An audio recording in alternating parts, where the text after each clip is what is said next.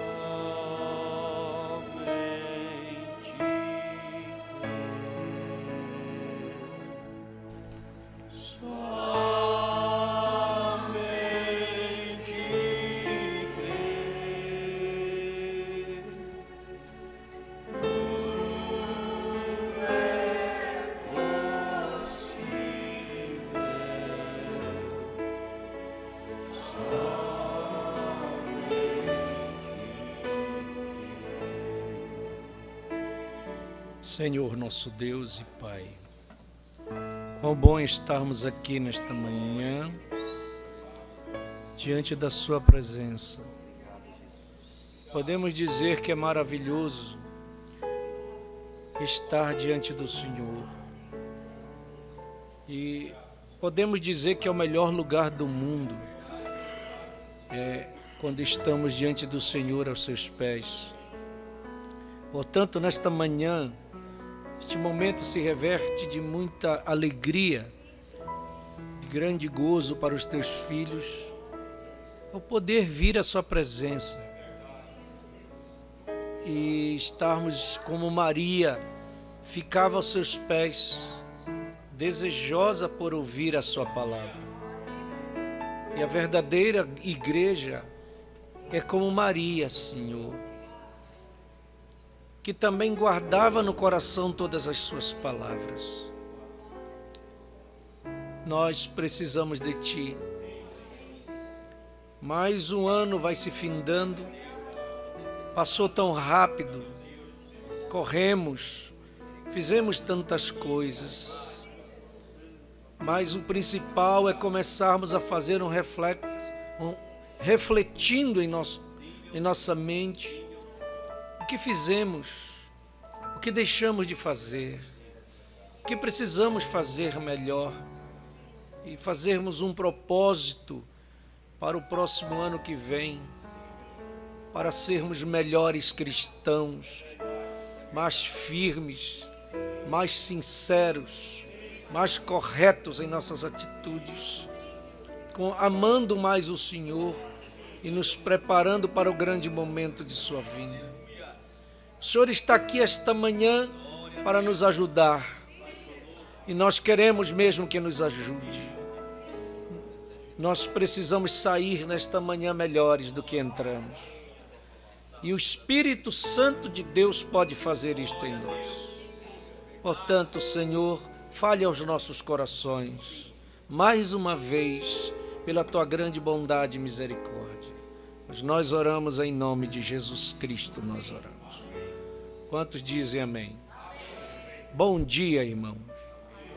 Graças a Deus que temos o privilégio de nesta manhã estarmos na presença do Senhor nosso Deus. Vamos ler a palavra? Mateus capítulo 2, tá bom. Como nós estamos numa época de Natal, então vamos ler esta manhã um texto sobre isto e vamos tirar algumas conclusões. É certo que alguns irmãos estão viajando, famílias estão viajando, e nós estamos aqui, né? Então vamos aproveitar o melhor momento. Mateus capítulo 2, versículo 1.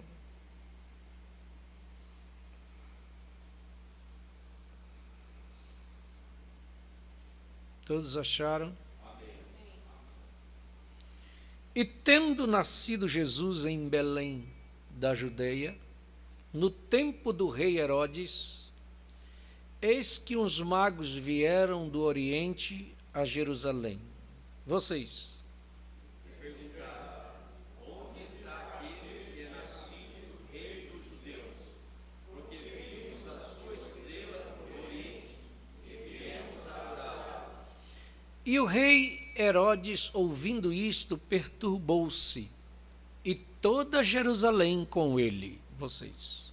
E congregados todos os príncipes dos sacerdotes e os escribas do povo, perguntou-lhes onde havia de nascer o Cristo. E eles lhe disseram: em Belém da Judeia, porque assim está escrito pelo profeta. E tu, Belém, terra de Judá, de modo nenhum és a menor entre as capitais de Judá, porque de ti sairá o guia, que há de apacentar o meu povo de Israel.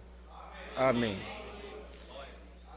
Deus possa acrescentar todas as bênçãos de sua palavra em nossos corações. Podemos sentar, meus irmãos.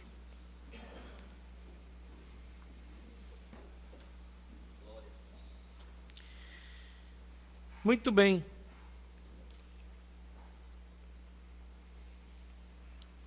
Todos nós sabemos que Jesus não nasceu dia 25 de dezembro, certo? Todos sabem, né?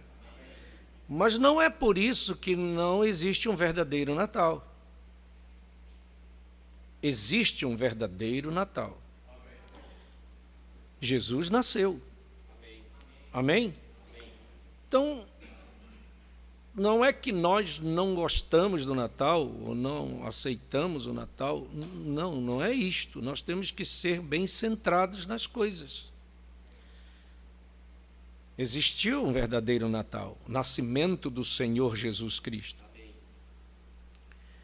Então, mas aí você diz, por que não comemoramos? Não comemoramos como o mundo comemora, porque esse que o mundo está comemorando não é o verdadeiro, certo? Amém? Por quê? Porque o mundo comemora da maneira como eles distorceram desde Nicéia para cá, que a coisa começou tudo lá atrás. Foram substituindo, e a gente sabe que o profeta diz que o espírito sedutor é um espírito de substituição. Então, o espírito sedutor ele vem para substituir. E é isso que o diabo está fazendo em todo o tempo. Então ele pega a palavra e sempre torce ela, ele quer torcer. O fato dele é trabalhar contra a palavra, porque a palavra é Cristo. Por isso que ele tirou a essência de Cristo do Natal para colocar Papai Noel. Certo? Não existe biblicamente Papai Noel, tem o Papai do céu, né? Que é o Senhor Deus. Mas nós temos que entender bem isto e tirar algumas conclusões disto. Por quê? Primeiro, todos nós sabemos que a Bíblia diz que o anjo Gabriel visitou Maria no 6º mês, certo? É a Bíblia que diz. E no 6º mês, certo?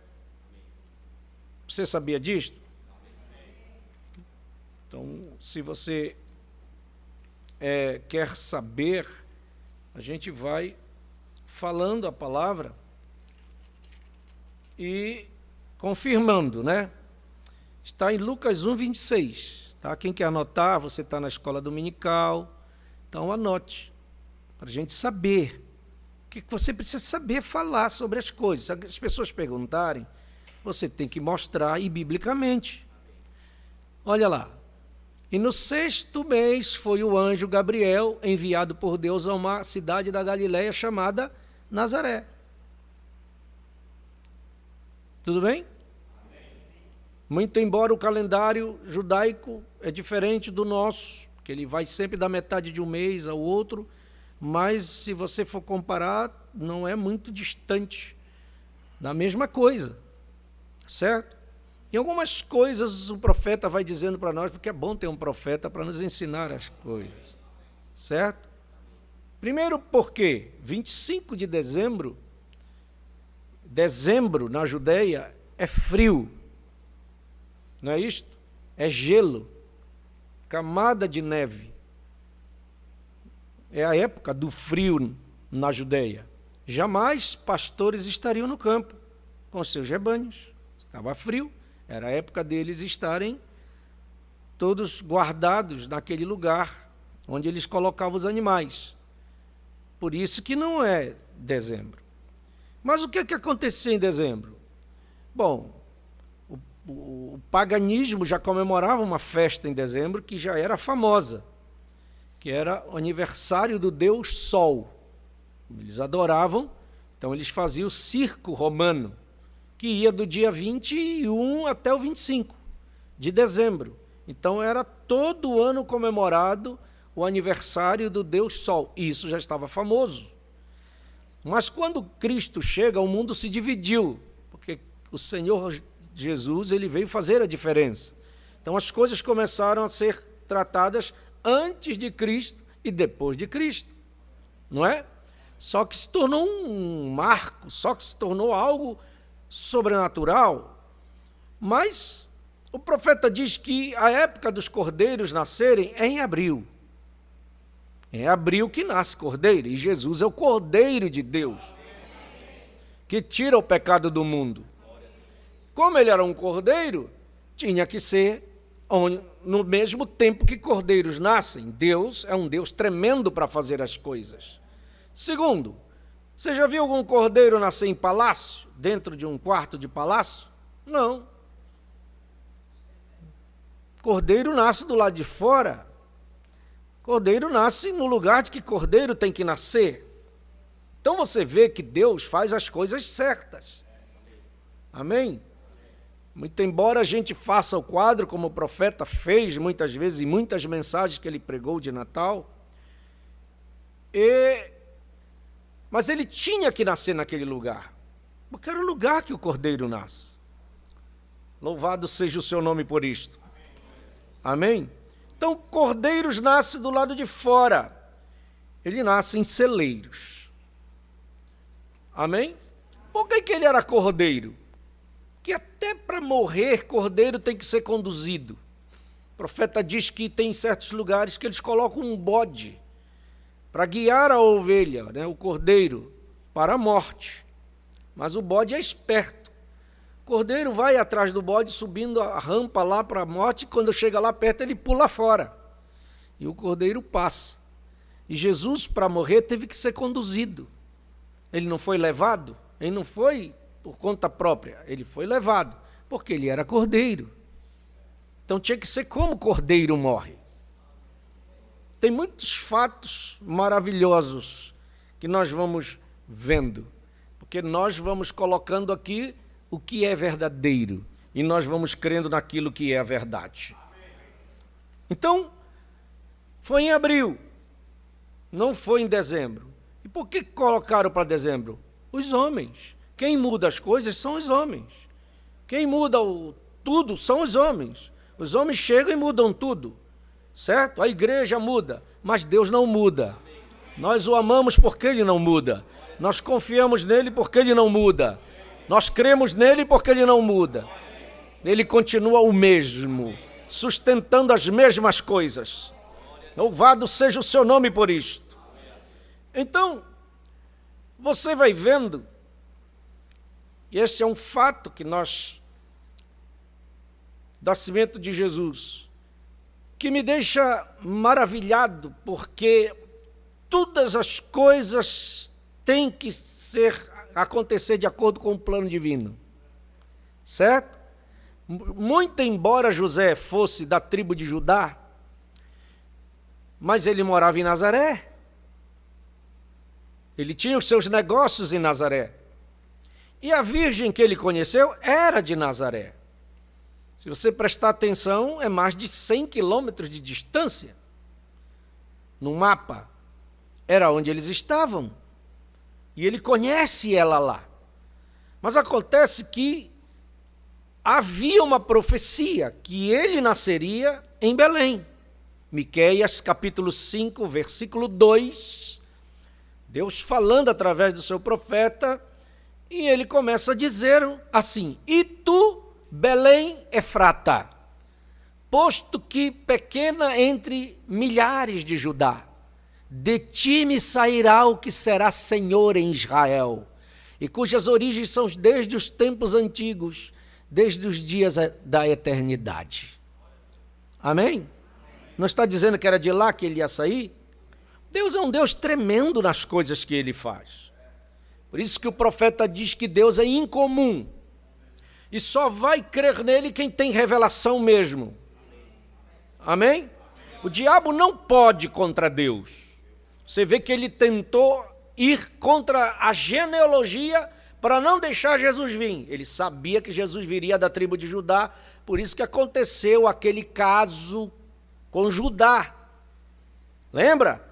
Eu cantei já aqui para vocês. Judá teve 3 filhos, Onã e Selá.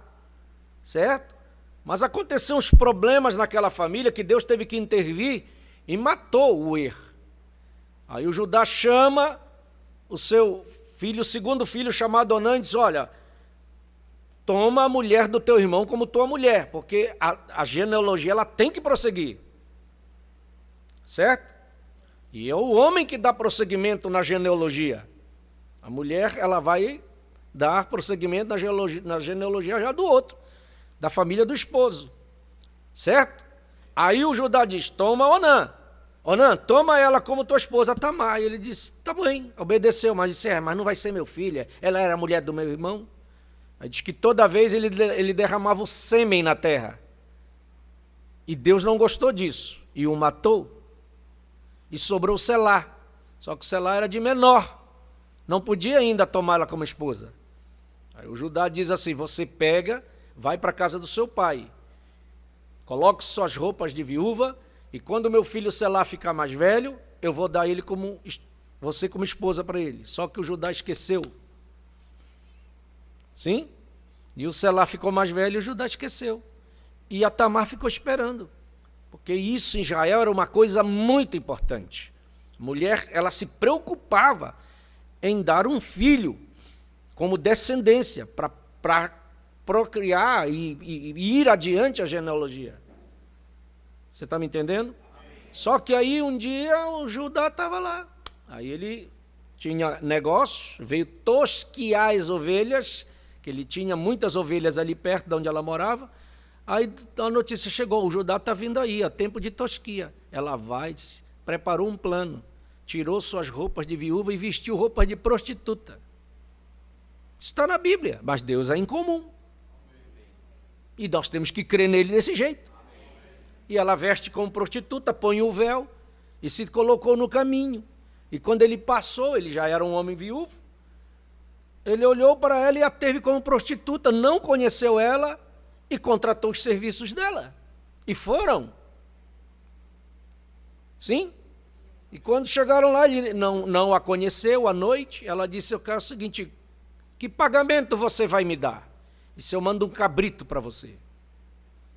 Ela disse: é um cabrito? Tudo bem, mas eu não estou satisfeita ainda. O que é? Eu quero ter a certeza de que você vai me pagar.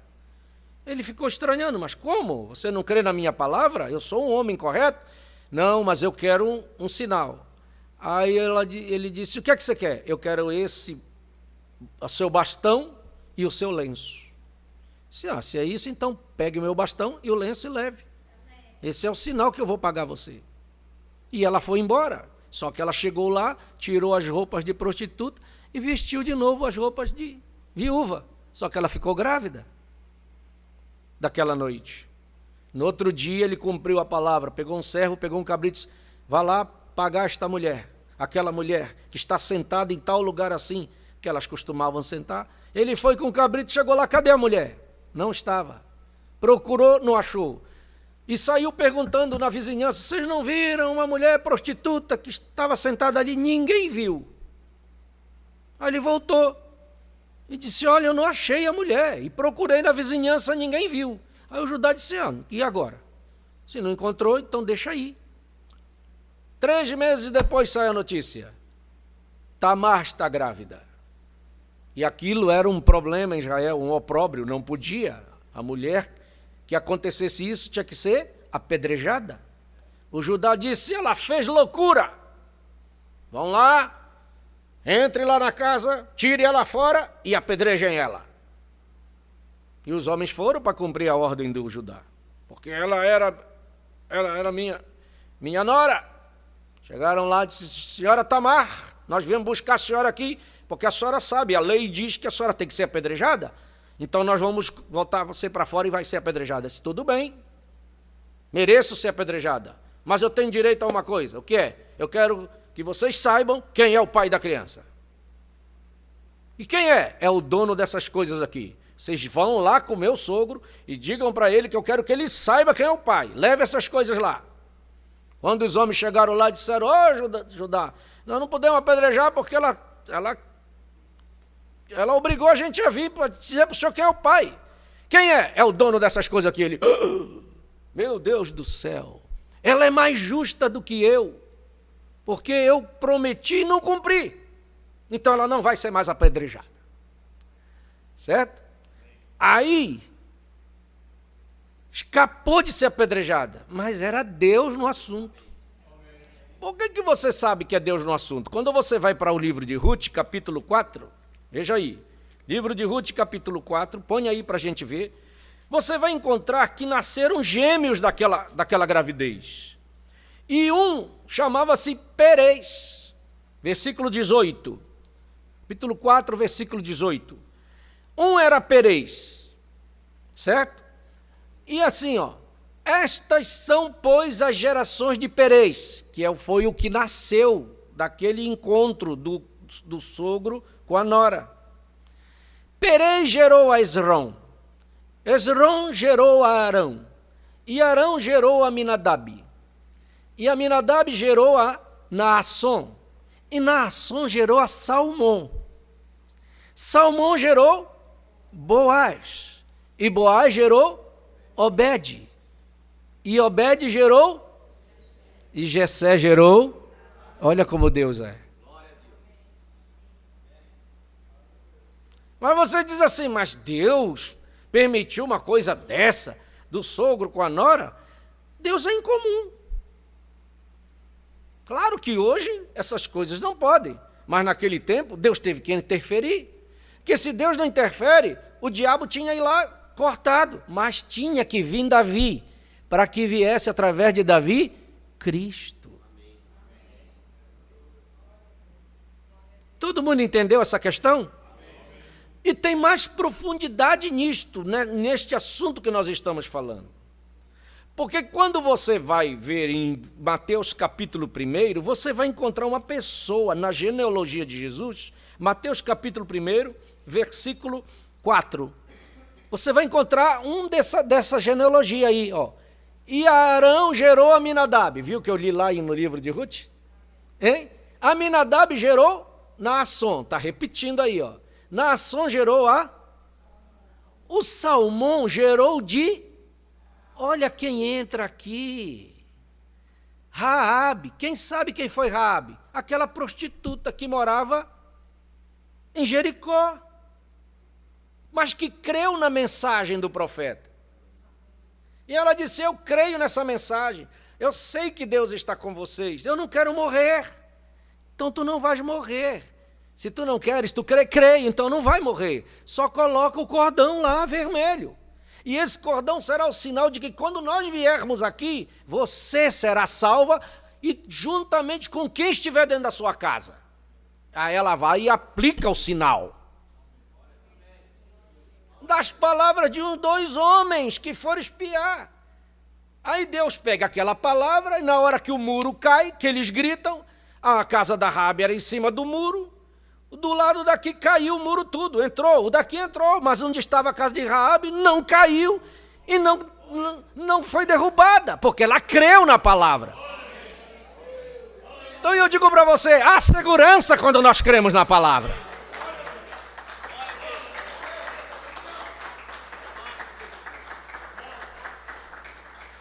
não foi somente isto, por ela crer na palavra. Quando a gente crê na palavra, Deus nos abençoa. Quando nós cremos na palavra, Deus estende a mão para nos ajudar. Quem era aquela mulher? Era uma prostituta. Ela me representava. Uma gentia lá, prostituta, a vida errada. Quem não teve a vida errada aqui? Quem não fez coisas erradas aqui?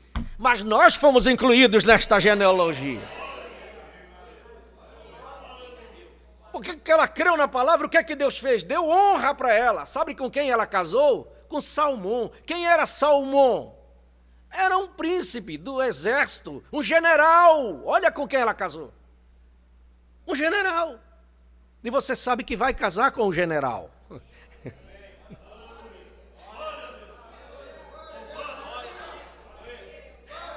Isso não alegra o seu coração?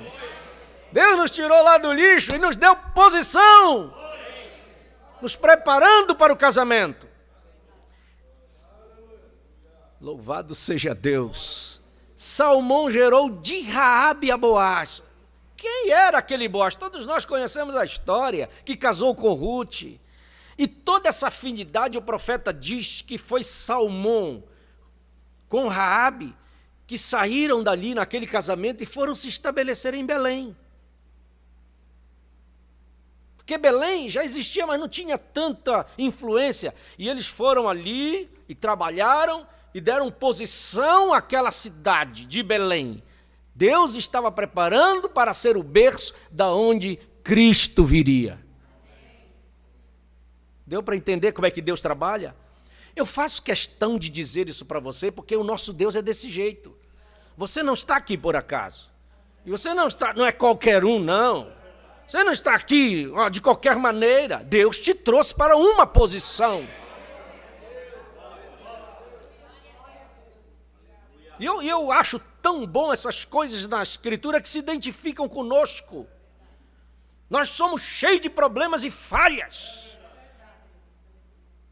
Que se quem olhar para nós assim, muita gente aponta o dedo para você e diz, olha, tu não presta. Mas Deus olhou para mim e para você.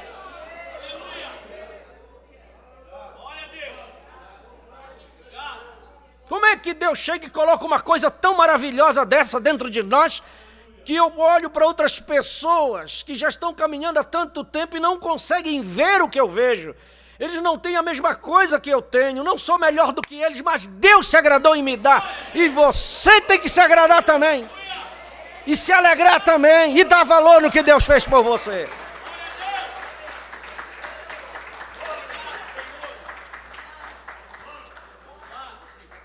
Agora, Deus é um Deus assim. Ele faz todas as coisas trabalharem para o seu propósito. O César Augusto trabalhou para o propósito de Deus. Amém? Porque o menino está lá, Maria está lá grávida de 8 meses. Mas estava em Nazaré, Jesus ia nascer lá em Nazaré, no hospital, quem sabe. Mas a profecia dizia que seria em Belém. E Deus não pode falhar em sua palavra. Sabe o que eu me alegro? É que Deus não falha. Eu quero dizer para você esta manhã que Deus não vai falhar se Ele já te prometeu.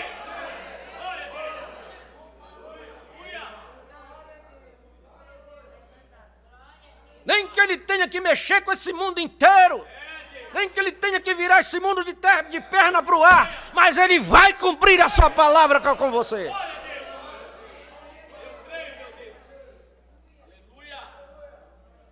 E Ele mexe com quem Ele quiser.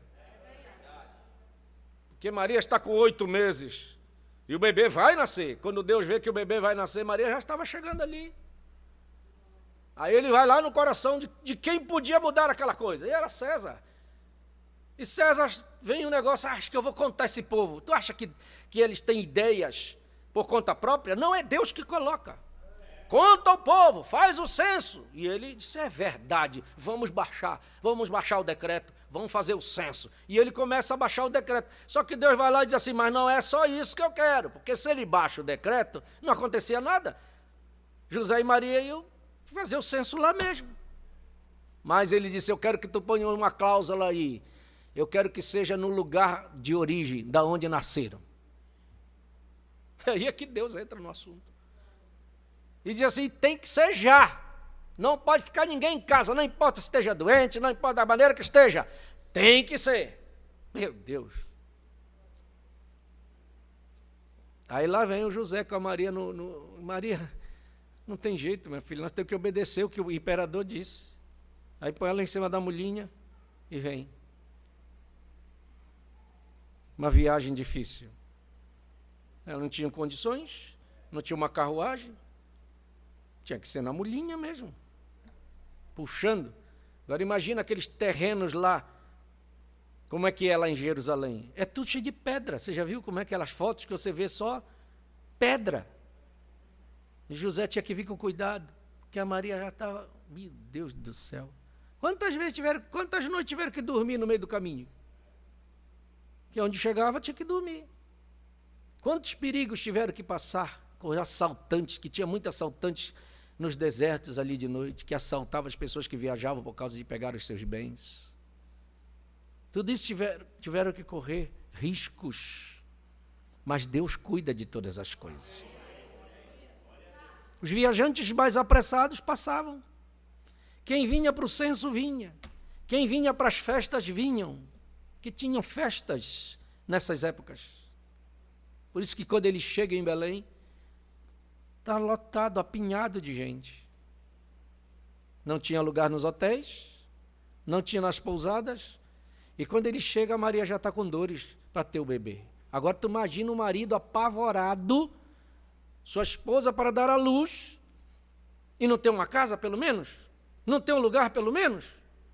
Eu posso pensar no coração de José, preocupado com a sua esposa daquela maneira. E ela com dores. Só que ele bate aqui, não tinha lugar. Mas é porque cordeiro não nasce em pousada. Não nasce em hotel. A gente fica triste, mas Deus faz a sua obra. Deus faz as coisas certas. Por isso que eu digo, se a minha vida e a tua vida está na mão de Deus, não tem nada errado, está tudo certo. Se você pode ter revelação para entender isto. Por isso que Deus transporta pessoas de um lugar para o outro. Por isso que Deus pega pessoas, traz de um lugar e leva para o outro, para fazer a obra que Ele quer fazer. Você não entende, mas está tudo certo, Deus é incomum.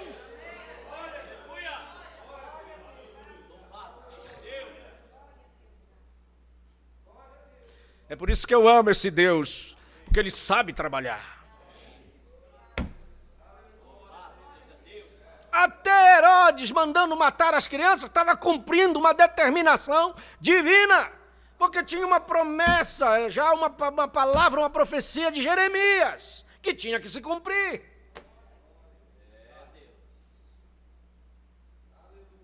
Mães choraram, mas Deus tinha que cumprir sua palavra.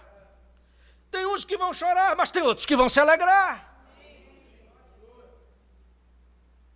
E nós estamos do lado dos que se alegram. Você pode chorar um pouco, sim, tem os seus problemas, mas vou te dizer, Deus ama fazer isso com você.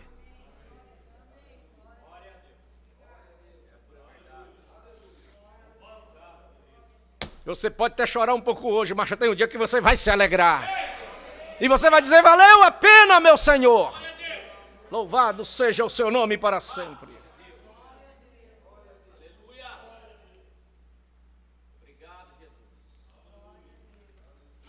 Porque são coisas incomuns acontecendo. Eu digo, sua vida não é natural. Tua vida é incomum. Pode olhar. Você não vai ser entendido não pelas pessoas muitas vezes. Talvez você não vai ser entendido nem pela sua família em certos momentos. E até às vezes na igreja você não vai ser entendido. Você não tem que procurar agradar. Eu preciso ser entendido. Não, seja isso, deixe acontecer naturalmente. Porque o meu Deus que eu sirvo e o seu é incomum.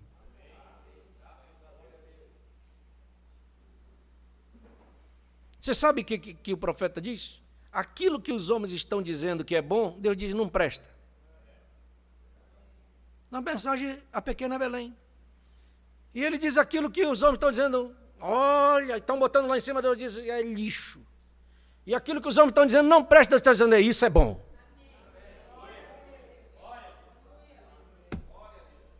Vai entender? Não é para entender, é para crer. E só vai aceitar por revelação. Dá para entender isto? O único lugar que José viu foi esta laje. Disseram, meu filho, tu está apavorado? Só tem um lugar lá fora. Ó. Aqui, está vendo? É fora da cidade. Lá tem, porque os pastores não estão lá. José disse, é para lá que eu vou mesmo. Quem olhasse dizia, coitada da Maria. José vai meter ela num lugar fedido desse? Só esterco dos animais, não cheira bem. Mas Deus estava feliz. É o cordeiro, meu filho, vai nascer no lugar certo. Contra a ideia de todo mundo.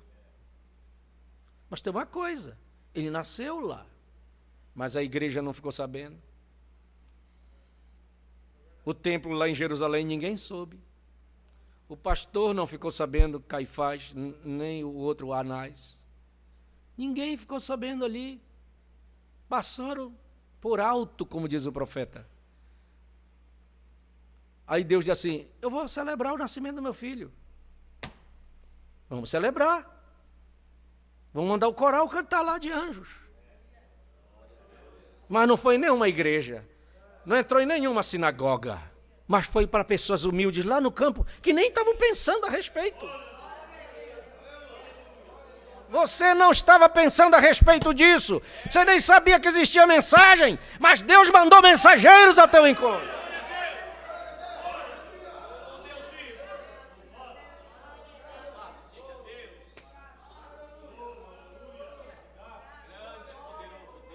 Vocês acham que aqueles pastores estavam pensando nisso? Preocupados com alguma coisa? Estavam cuidando dos rebanhos. Mas de repente o céu se abre. Eu queria estar lá naquele lugar. Já pensou, irmão Marcel, que hino não foi cantado naquele dia? O que aqueles anjos não cantaram? Que harmonia não foi? Se o terreno já é bom de a gente ouvir muitas vezes, que é bem feito, imagine o celestial quando vem.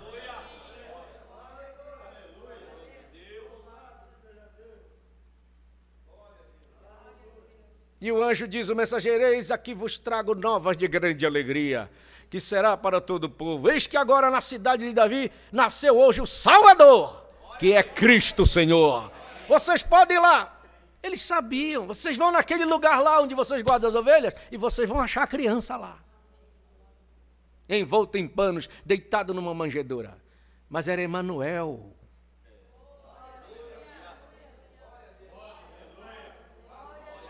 Aquele bebezinho que estava lá, na hora que eles chegaram, que estava talvez chorando, não sei nem se já tinha mamado, talvez já.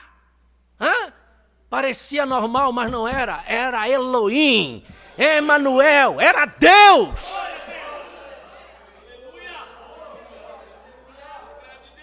Sabe que eu fico feliz? Deus está nos lugares mais improváveis. Os homens já acham que preparam os grandes lugares, como prepara agora, fazem coisas, presépios, você vai encontrar no shopping. Não tem grandes monumentos. Mas a gente vai procurar nessa cidade, nas casinhas mais simples, é lá que Deus está.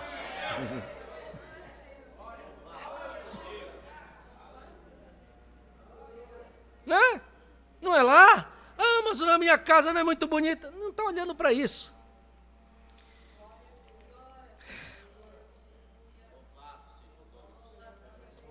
Louvado seja Deus.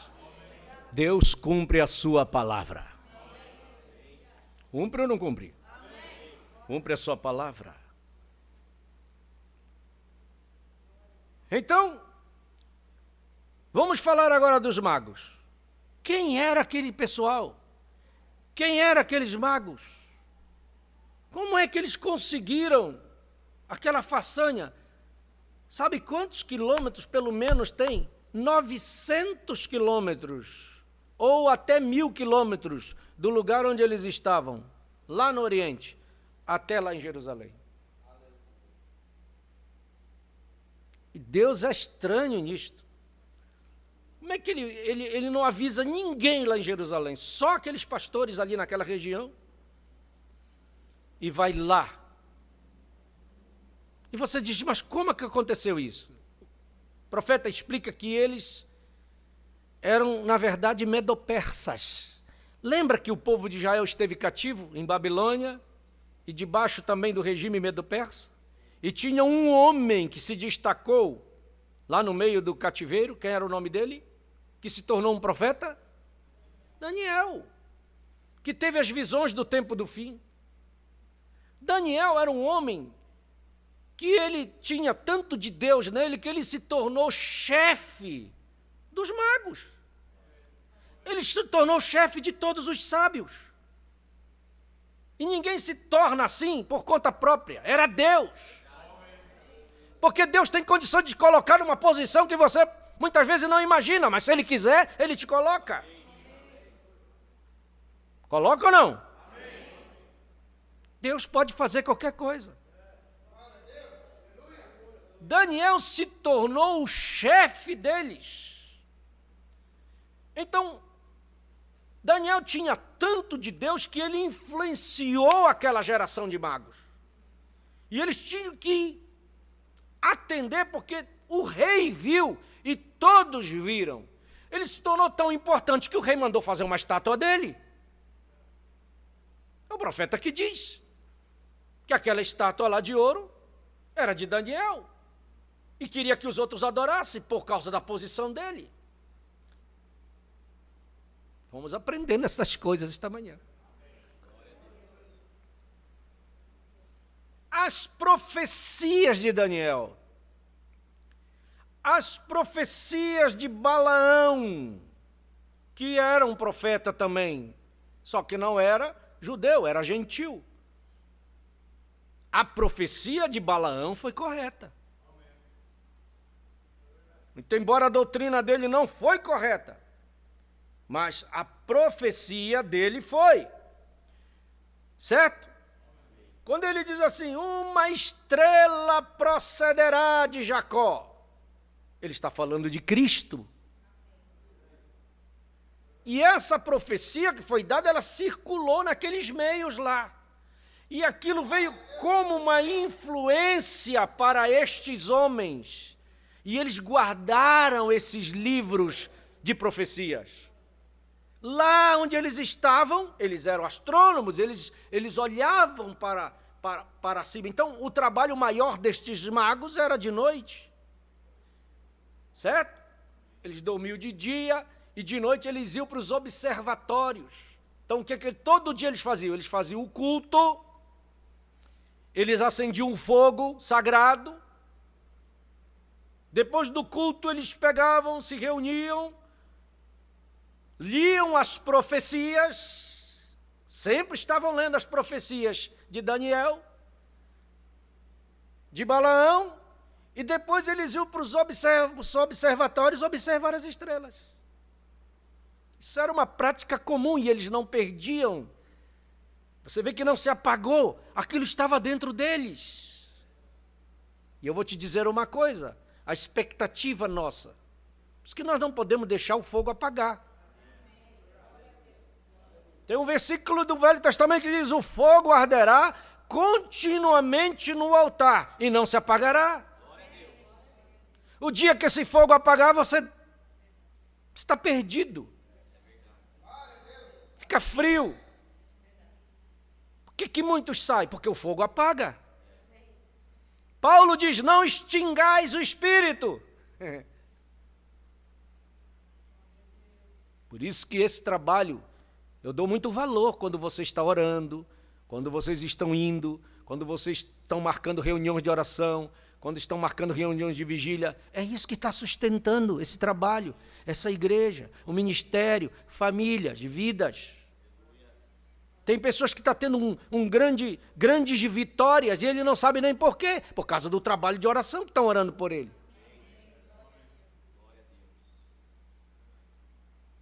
E você tem que dar valor, às vezes você já ajoelha, parece que não foi nada. Não, Deus pegou aquela oração. E você está fazendo um grande trabalho.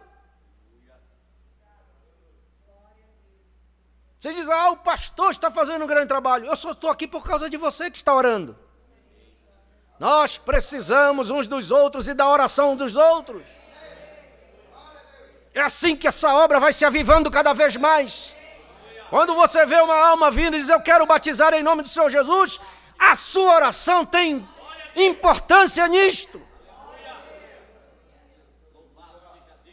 O dia que essa igreja parar de orar, ela morre. Quando você para de orar, você vai enfraquecendo. É a oração e a leitura da palavra que você tem que te manter de pé.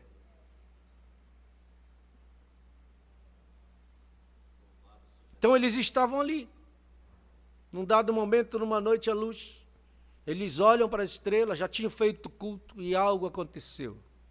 Que o profeta diz, toda vez que Deus faz uma coisa na terra, Ele mostra um sinal no céu. Grave isto. Toda vez que Deus faz alguma coisa na terra, Ele mostra um sinal no céu. Sim? O Marcos estava falando ontem para mim. Tem coisas que acontecem. Lá no livro 1 do Sobrenatural, o profeta, aquela mulher disse para o profeta, aquela que as pessoas têm uma aura. Ela falou aura. Que elas têm em volta de si. E quando você tem Deus na sua vida, essa aura, ela brilha como ouro. Como quem tem uma aura, espíritos errados, a aura dele é escura. Por que aquela mulher disse, o Mombrano nem crente era? Ela disse, eu vejo, você tem uma aura de ouro à sua volta, eu estou vendo, por isso que eu sei o dia que você nasceu.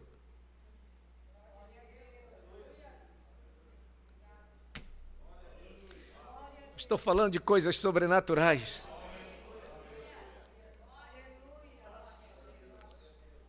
Louvado seja o nome do Senhor. Sim? Você está me entendendo bem? Deus é tremendo. Aí eles olham, as estrelas aquelas estrelas, elas tomaram uma posição diferente. Elas se agruparam. E eles chamaram uns aos outros. E eles disseram, olha, estou vendo algo diferente que toda noite nós estamos observando, mas hoje é diferente. Vê agrupamento disto. Olha só. Aquilo comunicou com algo que estava dentro deles da expectativa.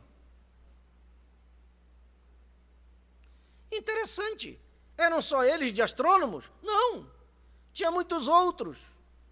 Mas só eles que viram. Tinha muitos outros observando, mas só eles que viram aquilo. Isso não te chama atenção?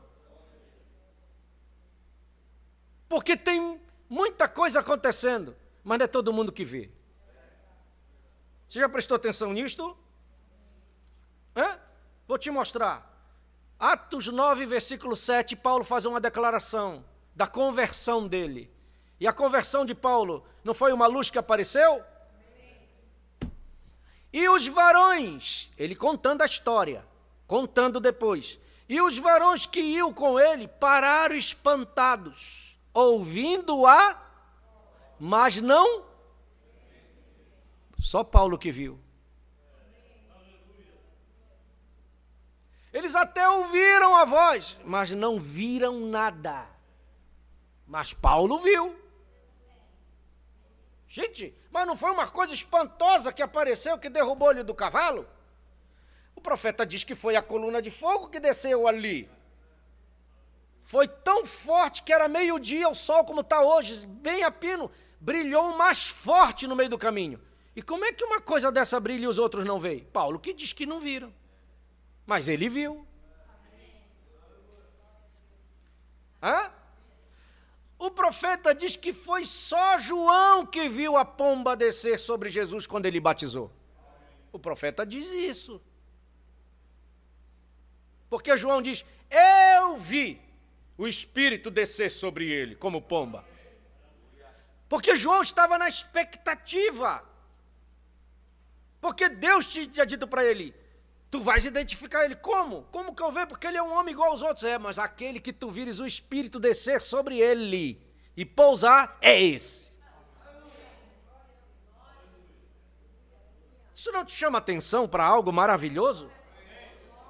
Porque você viu também algo.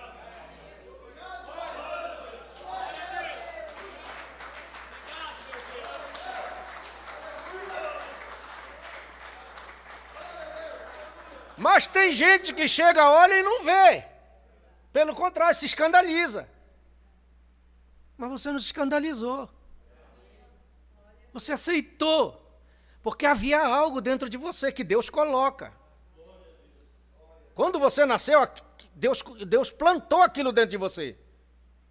E você não sabia o que era. Mas estava lá. No dia que pregaram, que você olhou, você não se escandalizou, você creu. E você viu o que os outros não estão vendo. Que não é para todo mundo ver, mas você foi privilegiado com isso.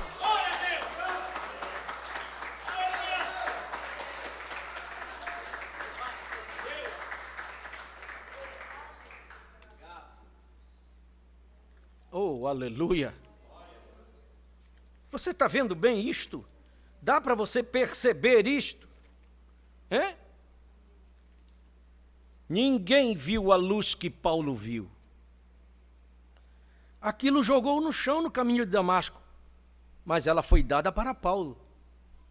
Ninguém viu o Espírito Santo vindo com uma luz do céu, uma pomba, exceto João. Ele viu isto, ele testemunhou, e o restante deles não. Ele viu, pois ele estava procurando por isto. E os magos estavam procurando por isto. E quando você está procurando por isto, quando você está pronto para receber o verdadeiro presente de Natal, a verdadeira dádiva do Natal, Deus é o presente. O Espírito Santo, você está procurando por isto, você verá isto. É uma luz celestial enviada por Deus do céu para testemunhar de Jesus Cristo. Aquilo motivou os magos. Foi tão forte que eles disseram, peraí, gente. Peraí, vamos ao encontro. Olha, a luz começa a se mover, porque o profeta diz que eles olharam e ela começou a se mover. E quando ela começou a se mover, eles tomaram a decisão de segui-la. E Deus é um Deus que se move. A coluna de fogo não se movia, e Israel tinha que acompanhar. Se eles tivessem que ficar lá, morriam no deserto. Quem quisesse viver tinha que seguir a luz. E Deus está se movendo. Ele veio se movendo desde lá de trás. Não veio? Não veio? Luteranos, wesleyanos, pentecostais. Mas ele seguiu em frente. Quem ficou parado no deserto, ficou para trás. E quem veio atrás da luz, chegou nesta revelação que nós temos agora. Deus se move? Move. Por isso que eu te digo, meu irmão, um cristão desta mensagem, se ele tem o Espírito Santo dentro dele, ele não é mais a mesma pessoa. Porque o Espírito Santo é que vai te mover. É a luz de Deus. O Espírito Santo, ele te tira do comodismo. Ele tira o medo, ele tira a covardia.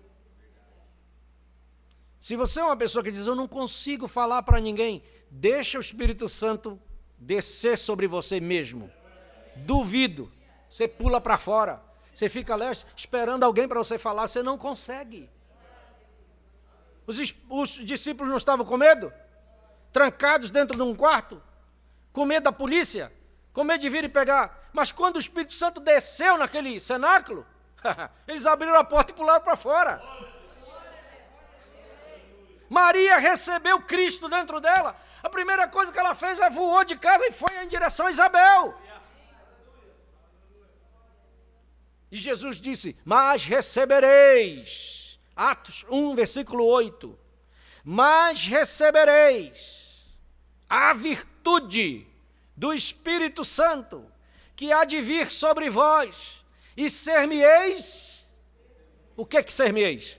Testemunhas.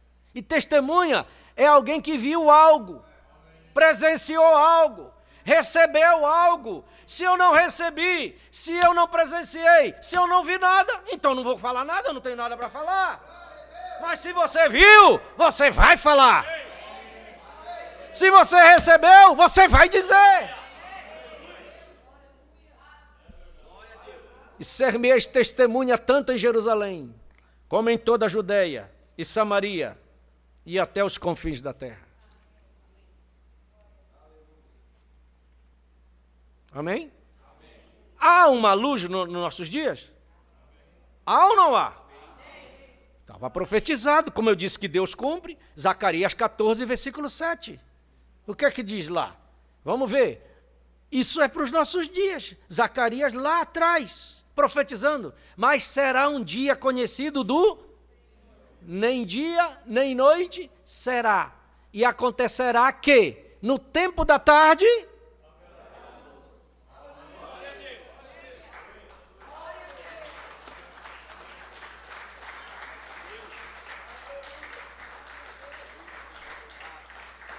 Vocês sabem por que os magos demoraram? Você diz, mas 900 quilômetros em 2 anos? É porque o profeta diz que eles viajavam mais à noite. Porque eles tinham que seguir a estrela. Eles vinham devagar, seguindo a estrela. Só que para vir de lá onde eles vieram, do Oriente, para chegar em Belém, eles tinham que passar primeiro em Jerusalém. Primeiro em Jerusalém. Por isso que eles passaram em Jerusalém e eles pensaram assim, bom, ele deve estar aqui. Ele deve estar aqui, porque aqui é o centro da adoração. Aqui é a igreja sede. Aqui é onde estão os grandes pastores. Aqui é onde está tudo de bom. Os melhores lugares estão aqui. Aí eles entraram 2 anos depois, batendo de porta em porta. Onde está aquele que é nascido rei dos judeus? Porque ele nasceu. Nós temos certeza que ele nasceu. Porque Deus nos mostrou a luz. Nós vimos a sua estrela no Oriente. E nós viemos adorá-lo. Qual foi a surpresa daqueles homens? Ninguém sabia. A Bíblia diz, toda Jerusalém se perturbou. E o rei se perturbou com ela. Porque ninguém sabia. E Deus já estava na terra há 2 anos. Não é estranho isso? Você já pensou, Deus está num lugar e as pessoas não saberem que Ele está ali? Você já imaginou isso? Deus num lugar e ninguém sabe. Isso é triste. Isso é um problema. Nós precisamos saber que Deus está em nosso meio.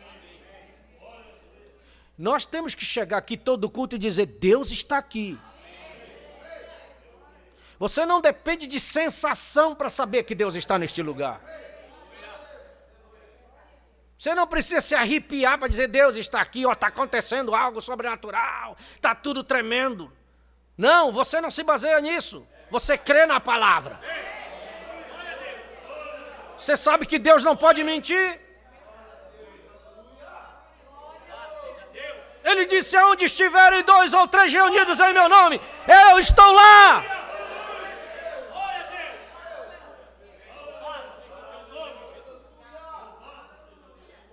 Você tem que saber que Deus está com você, não é só na igreja. Você sai da igreja segunda-feira, Ele está com você. Porque Ele disse, eu estarei convosco todos os dias.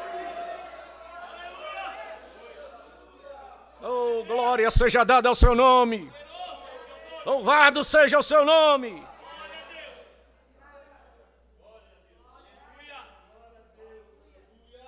Oh, aleluia.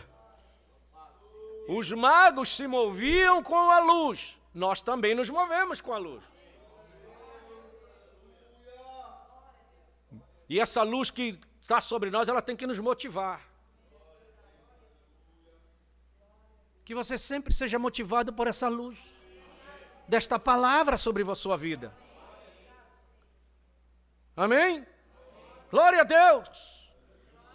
Eles se movimentavam à noite, porque à noite a luz das estrelas brilhava mais. Mas veja que você também está se movimentando nessa noite de trevas aí. Não está tudo escuro lá fora? Então não está escuro? Gente, vocês estão me ouvindo? Está escuro lá fora ou não está? Não está trevas? É só olhar para a última bolinha da última era. Mas tem uma luz que está brilhando. É nessas trevas que elas brilham, ela brilha mais e você vai seguindo ela.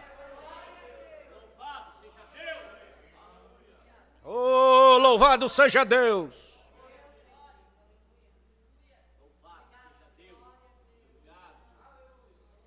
Mas sabe o que é que me chama mais a atenção? Que quando eles entram no centro da adoração, a luz sumiu. A Bíblia diz que a luz sumiu, desapareceu. Então tinha que coisa ruim, né? Eles passaram no meio da cidade batendo nas casas. E lá em Jerusalém é que ficava o templo construído de Salomão. Mas Deus não estava lá. Deus não estava naquela suntuosidade. Você tem que entender que Deus não está porque é bonito o templo. Não é isso que atrai Deus. Se você olhar, tem cada catedral por aí que tem ouro dentro. Tem ou não tem? E Deus não está lá. O que adianta isso? Suntuosidade, brilho, ouro, pedras preciosas. E Deus não está. Sabe, eu vou dizer uma coisa para você. Se Deus não estiver aqui, não vale a pena. Não vale a pena a gente vir. Não vale a pena continuar. Tem que fechar a porta mesmo e ir embora. Nós só estamos aqui por causa dele.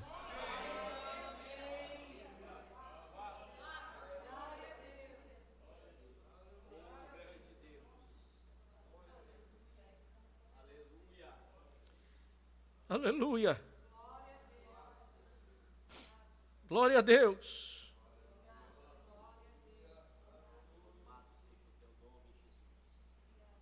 E eles batem todas as portas. Ninguém sabia. Mas eles disseram, então está no palácio. Se ele é rei, está no palácio. Mas o Herodes disse, não nasceu nenhum meninozinho aqui não tive nenhum filho esses tempos. Mas eles disseram, nasceu. Então, peraí.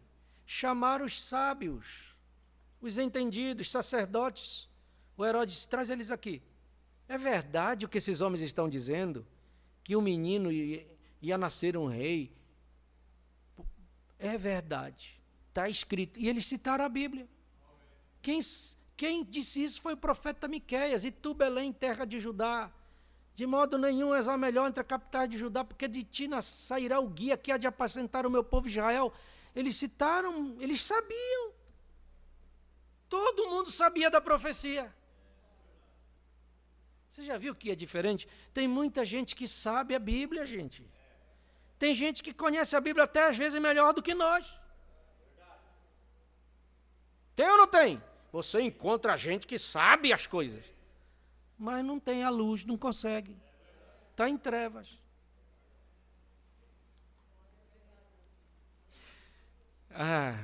Mas dentro do coração daqueles homens ardia algo.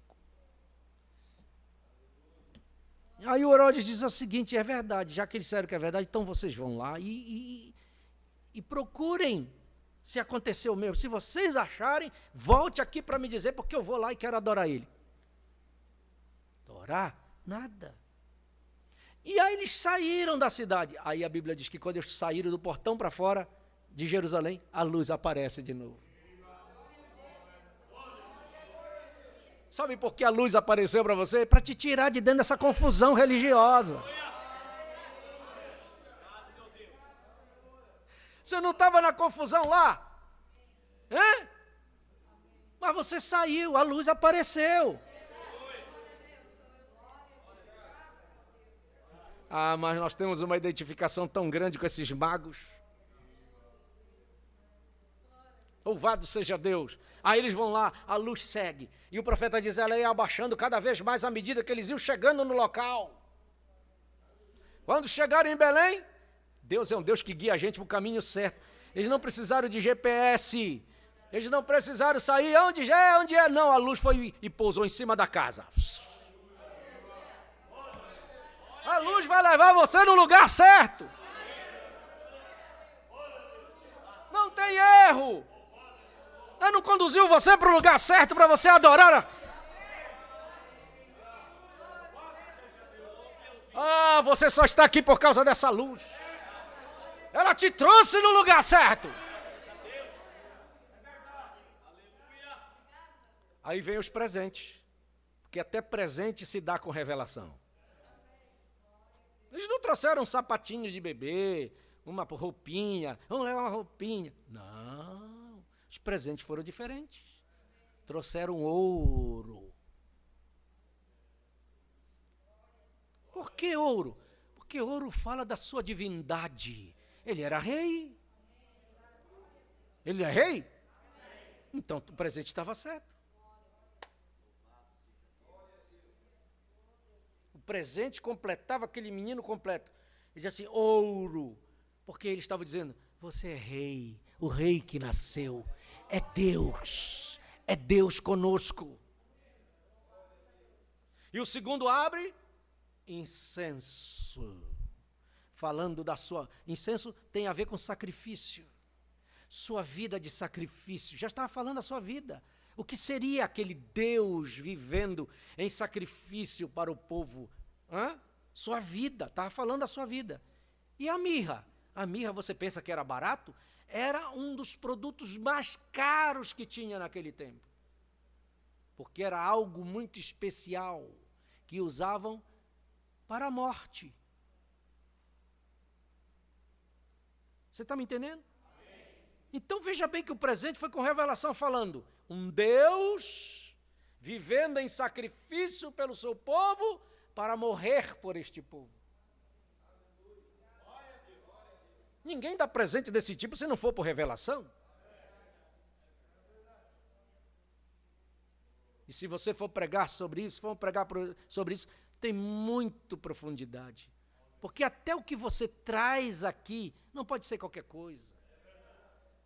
Deus não aceita qualquer coisa.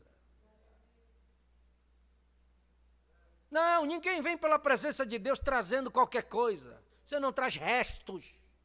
Deus não aceita essas coisas. Você tem que vir com revelação.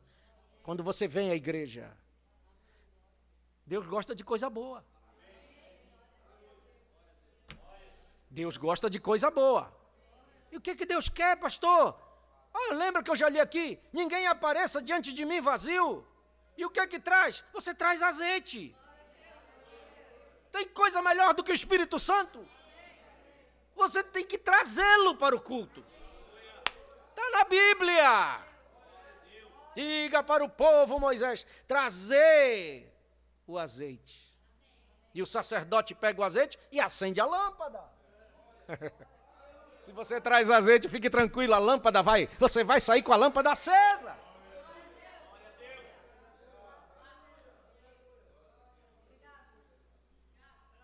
Você não é o crente Caim, não. Que às vezes tem pessoas que querem fazer um bonito altar para impressionar Deus. Mas o profeta diz, Deus não quer o altar bonito. Não é para isso que ele está olhando, ornamentado lá. Ele quer você no altar. Deus gosta de coisa boa. Porque ele disse que o Caim preparou o altar, mas se esqueceu de ele mesmo se colocar. Ele não tinha nem condições para isso. Mas o Abel morreu no mesmo altar onde ele sacrificou o cordeiro. Quem diz isso é o profeta. Quando você chegar, não esqueça, quando você chegar, Deus quer você no altar.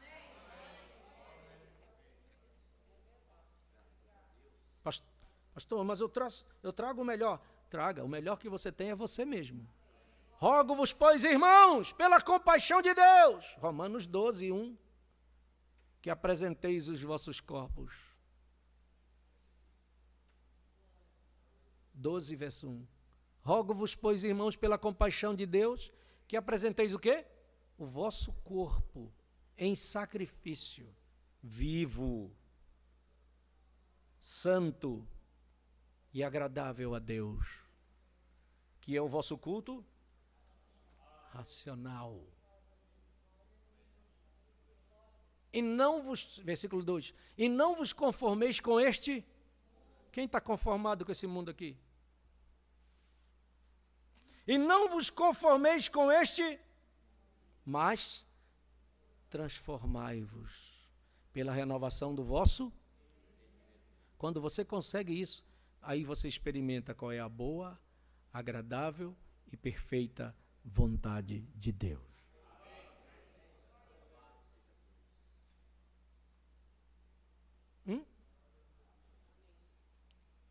Você gosta de ganhar presente, não gosta? Todos nós gostamos.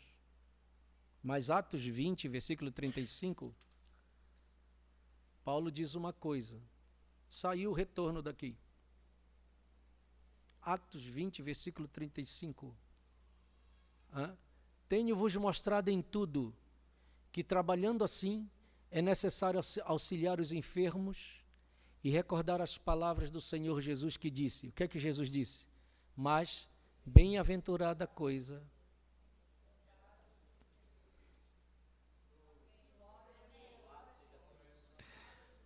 Isso, Paulo diz, citando as palavras de Jesus. Mas bem-aventurada coisa é dar do que receber. Como eu olho para os irmãos que gostam de dar, como eles são abençoados, como eles são diferentes, como eles são outras pessoas, quando eles podem distribuir, repartir.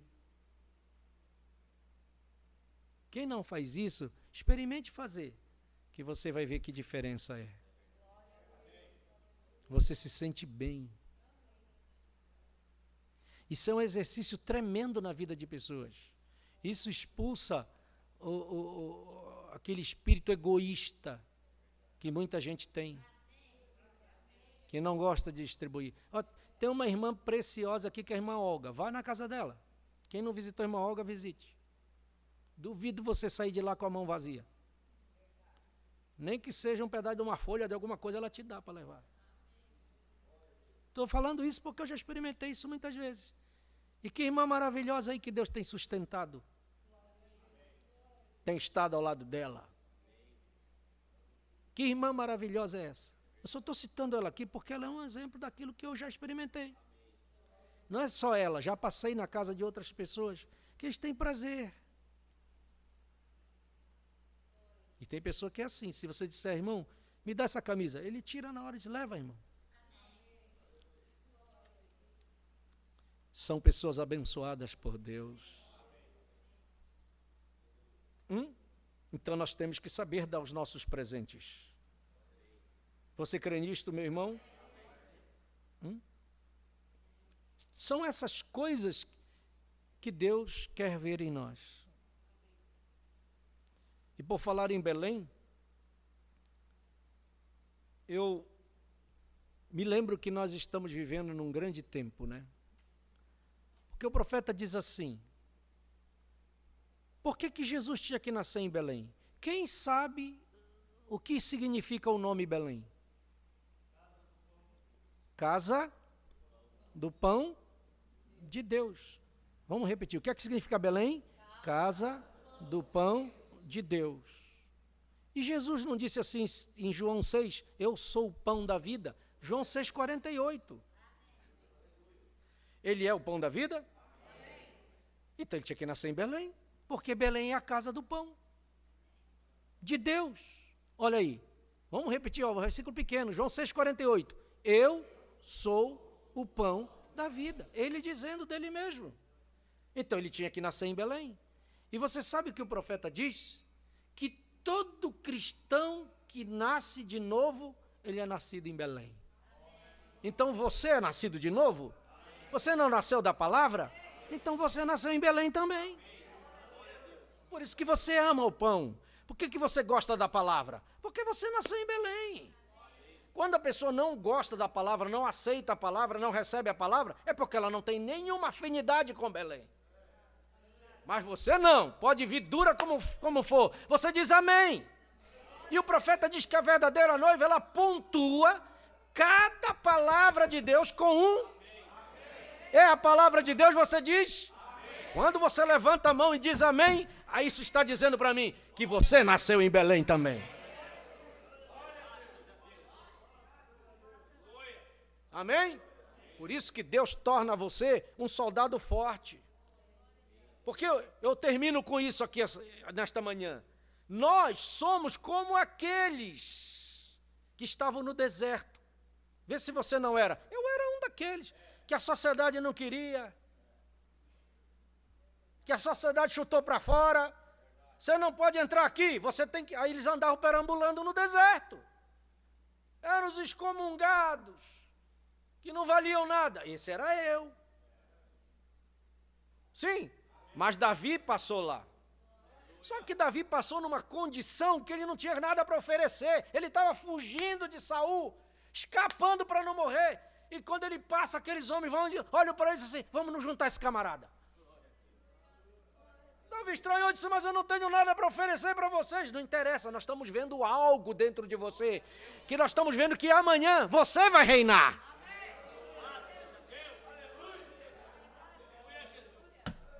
E se juntaram a ele. Eram uns 200, depois 400, daqui a pouco eram 600 homens. Não era pouco, não. Porque tinha uma turma de cacalhada. E esse éramos nós. Você estava aí, ó, passando por tudo quanto era problema, andou por lugar onde você não queria. Mas o Davi passou, o nosso Davi. Quando ele passou, você se agarrou com ele. Você não vê um estranho? Mas por que você se agarrou com ele? É porque você sabe que tem um dia que ele vai reinar. E você vai reinar com ele. Porque aqueles homens que estavam lá, dentre eles saiu uma turma que se tornaram os valentes de Davi. Meu, que homens eram aqueles? 1 Crônicas 11 faz uma relação. 1 Crônicas 11, lá pelo versículo 10, por ali, eu acredito que é. E estes foram os chefes dos heróis que Davi tinha e que o apoiaram fortemente no seu reino. Oh, glória a Deus! Quando eu olho para você aqui se esforçando e vendo você crescendo, eu fico feliz. Porque você está seguindo este Davi, o nosso Davi, Jesus Cristo, Senhor Jesus. E Ele está fortalecendo a você, que você está apoiando esse reino. Quantos têm apoiadores deste reino? Com todo Israel para o fazerem rei, conforme a palavra do Senhor no tocante a Israel. 11. E estes foram do número dos heróis que Davi tinha, Jazobeão, o Aquemonita, o principal dos capitães, o qual brandindo a sua lança contra 300, de uma vez o matou.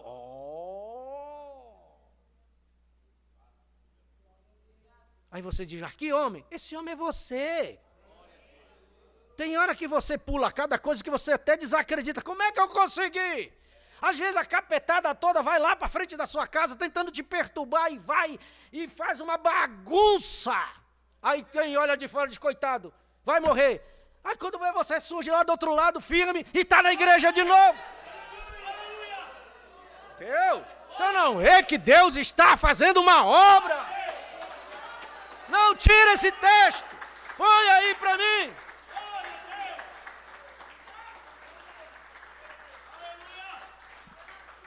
12. E depois dele, Eleazar, filho de Dodô, o Auita. Ele estava entre os 3 varões. Este esteve com Davi em paz da mim, quando os filisteus ali se ajuntaram à peleja, e o pedaço do campo estava cheio de cevada, e o povo fugiu de diante dos filisteus. E puseram-se no meio daquele pedaço, e o defenderam, e feriram os filisteus, e promoveu o Senhor um grande livramento. Isso é você pelejando, é você estando aí na Escritura. Você lê, mas você tem que se colocar aqui. Ou não? Eu estou errado? Você não é esse valente? Deus te chamou para isto. Eu vou te dizer, para seguir essa mensagem hoje, tem que ser valente. Não é qualquer um que segue essa mensagem. Tem gente que não dá conta de seguir essa mensagem e de ser, mas você está aqui esta manhã. Louvado seja Deus. E 3 dos 30 chefes desceram a penha a Davi, na caverna de Adulão. Davi estava ali, num lugar mais alto, se escondendo lá, porque os filisteus estavam na volta, estavam ali. E os valentes estavam com ele. E o arraial dos filisteus estava acampado no vale dos Refaíns. E Davi estava então no lugar forte. E o alojamento dos filisteus estava então em Belém. Olha onde eles fizeram. Foram lá se acampar em Belém. E desejou Davi e disse: quem me dará a beber da água do poço de Belém, que está junto à porta? Então, aqueles 3 homens, romperam pelo arraial dos filisteus, passaram pelo meio. Não sei o que eles fizeram. Já pensou? Passar no meio do arraial dos inimigos? 3 homens só, no meio do arraial. E tiraram água do poço de Belém que estava à porta. E tomaram dela e trouxeram a Davi. Porém, Davi não a quis beber, mas derramou perante o Senhor. E disse: nunca, meu Deus, permita que faça tal. Beberia eu o sangue destes varões com as suas vidas? Pois com perigo das suas vidas a trouxeram, e ele não a quis beber. E isto fizeram aqueles 3 valentes. Sabe o que o profeta diz? O nosso Davi, ele está enojado. Ele não quer beber dessas cisternas que tem por aí, podres, com águas sujas. Ele tem desejo de tomar da água limpa e viva, que está no poço lá de Belém. Mas quem são os valentes que vão lá? Deus tem levantado você para isso, para romper o arraial, passar lá e trazer a água para o nosso Davi. É isso que você tem que fazer. Eu fui chamado para isso. Você foi chamado para isso. Podemos ser esses valentes que vamos dar água para o nosso Davi? Eu disse lá na inauguração, essa noiva não dá água para Espírito, mas ela dá água para o Espírito Santo. Ela dá água para Davi. São esses os valentes que Deus quer. Vamos ficar de pé.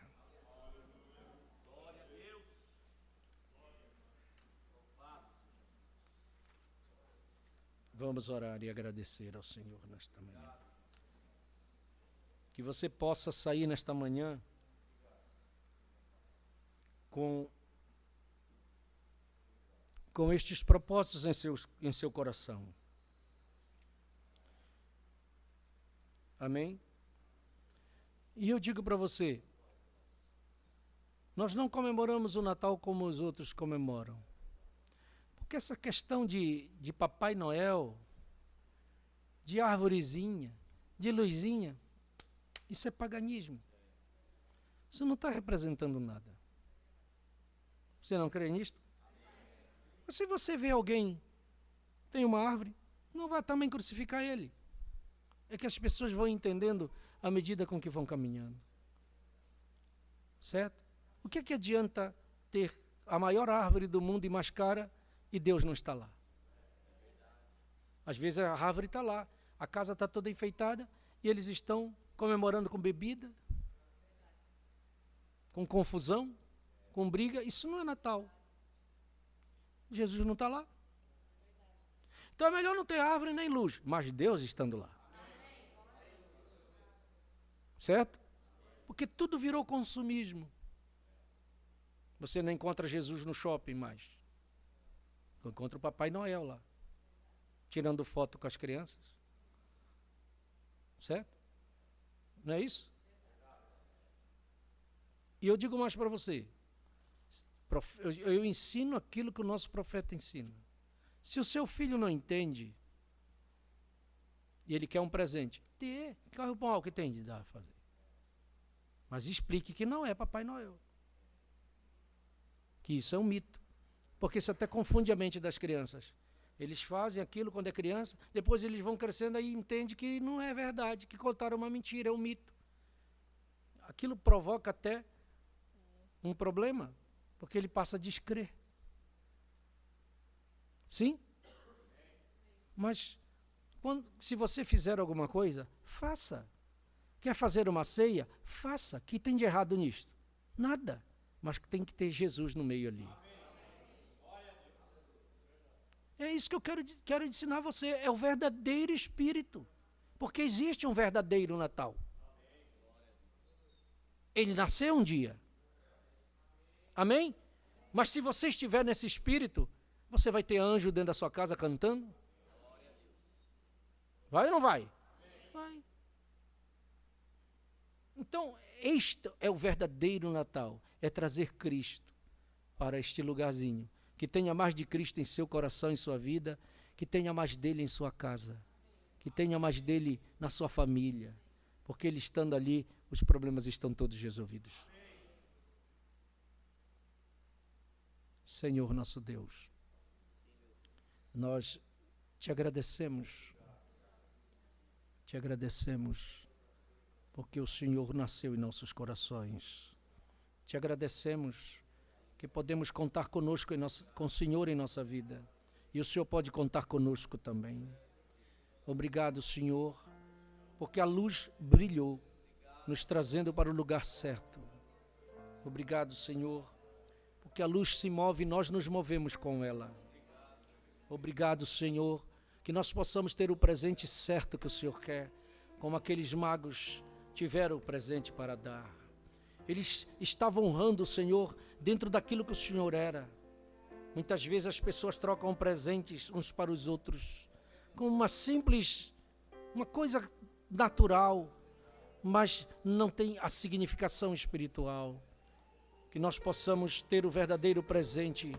O presente maior que Deus nos mandou embrulhado no Natal foi o seu Filho nascer neste mundo.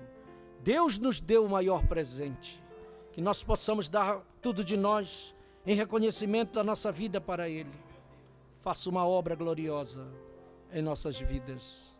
Que nós possamos trazer mais Deus em cena, em casa, no trabalho, aonde estivermos. Que Cristo esteja sempre ali conosco. É assim que nós queremos estar. Ajude-nos, portanto, meu Deus, e continue ao nosso lado caminhando, pois nós louvamos o seu nome e agradecemos em nome de Jesus. Olhe para o vizinho do irmão Mário, está tendo problemas com bebida. Ele está pedindo oração por ele e sua família. Eu te peço, Senhor, que o Senhor liberte neste Natal. Não é isto Natal, não é bebida, é Cristo. Que este vizinho do irmão Mário possa ter a revelação, que o Senhor possa o encontro dele, que através da vida dos nossos irmãos, o Senhor possa pregar para aquele vizinho e ele possa ver que Cristo verdadeiramente ainda está nesta terra em vidas. Olha para a irmã Ana Maria, que teve aquele problema daquele acidente, que foi picada por aquele escorpião. Ela pediu oração para mim, Senhor, e eu estou orando com a igreja agora por ela. Que o Senhor recupere a nossa irmã. Ela esteve no hospital, que o Senhor possa ajudá-la, que nenhuma sequela, nenhum problema fique, mas que a nossa irmã seja restaurada na sua saúde. Nós entregamos a vida da irmã Ana Maria, Senhor, do irmão Alceu também em tuas mãos, que esteja cuidando deles ali, resolvendo, solucionando todas as coisas para eles. No nome do Senhor Jesus Cristo, nós oramos. A irmã Luciana está de aniversário hoje. Venha, irmã, vamos orar por você. E o Senhor continue te ajudando e abençoando a tua vida. Nossa preciosa irmã que está aqui conosco. O Senhor tem ajudado a nossa irmã, dado graça, tem trazido ela para esta Belém. Ela nasceu também aqui em Belém. Pai, nós oramos pela nossa irmã, por este dia, que o Senhor tem concedido mais um ano de vida para ela. Nós estamos felizes pela vida da nossa irmã. Nós queremos que o Senhor continue ajudando a nossa irmã. Nós queremos que a sua mão esteja sempre estendida como esteve até agora. Quantas vitórias a irmã já teve depois que o Senhor trouxe ela para cá. Eu sei que ela é agradecida por isto. E mais um ano de vida nós não podemos dar, mas é só o Senhor que dá. Se ela chegou até aqui foi pela graça do Senhor. Que o Senhor continue ajudando a nossa irmã, que o Senhor continue sustentando a sua fé, sua graça sobre ela, sua vitória, em nome de Jesus. Segura na mão da nossa irmã, ajude sua família, o trabalho, em todos os sentidos, sua casa. Que o Senhor, meu Deus, continue ajudando. Nós oramos, eu como ministro da tua palavra e esta igreja, abençoamos a vida da nossa irmã, em nome de Jesus Cristo. Parabéns, Deus abençoe. Louvado seja Deus.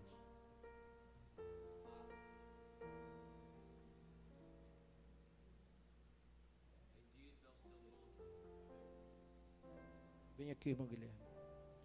Estenda a mão sobre esta irmã, ela precisa do Senhor agora. O profeta diz que esta é a pior coisa que o diabo pode colocar na vida de uma pessoa, é medo. Mas nós vamos orar com esta igreja agora, e você vai ser livre destas coisas. Você vai ter as vitórias que você precisa na sua vida, e Deus vai estar aqui do teu lado a partir de agora, te ajudando a vencer estas coisas. Pai, em nome do Senhor Jesus Cristo, nossa irmã está passando por este momento difícil. Talvez o inimigo esteja furioso contra ela, porque uma obra vai ser feita ali. Quando uma obra está se aproximando, o diabo se aproxima antes e vem tentando fazer algo. Mas em nome de Jesus, esta igreja está de mão estendida agora. E esta igreja com fé unida clama ao Senhor pela nossa irmã, que todo espírito de medo saia da vida da nossa irmã. E venha a virtude do Espírito Santo, dando coragem, dando força, dando vitória. Que toda obra maligna saia da vida da nossa irmã, no nome do Senhor Jesus Cristo. E que ela saia deste lugar com a certeza da vitória em sua mão. Que o Senhor cumpra para com ela todos os seus planos e seus propósitos na vida dela. Em nome do Senhor Jesus Cristo nós oramos. Louvado seja Deus. Senhor, leva-nos em paz e nos dê um dia abençoado. Logo mais estaremos aqui de volta, Senhor, para mais um culto em tua presença, pois nós te louvamos e agradecemos em nome de Jesus. Amém. Deus vos abençoe. Cumprimente seu irmão, sua irmã. Vá para casa. Que Deus continue ajudando a cada um. Louvado seja o nome do Senhor.